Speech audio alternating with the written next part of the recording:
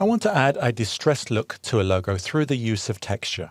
Come to my Layers panel and turn on my Start Layer.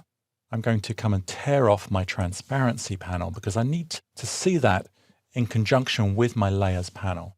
Back to my Layers panel, and I will target the Start Layer by clicking on the bullseye. I can now make a mask for this layer. When I do so, the mask begins as black, so I need to unclip it.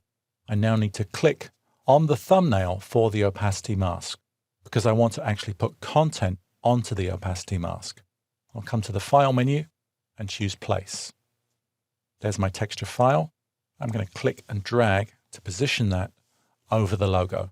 Now I want to take this further and vectorize the texture because I don't want the logo to be in any way resolution dependent. So with the image still selected, and if I wanted to see the image by itself, I could hold Option or Alt and click on the opacity mask thumbnail.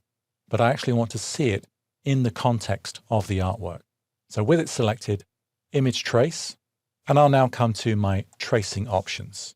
I'll just turn off the preview while I make a few adjustments.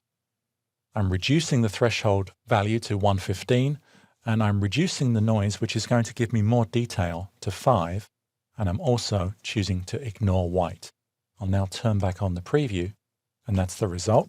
I can now position the texture and also scale the texture relative to the artwork to get the effect that I want.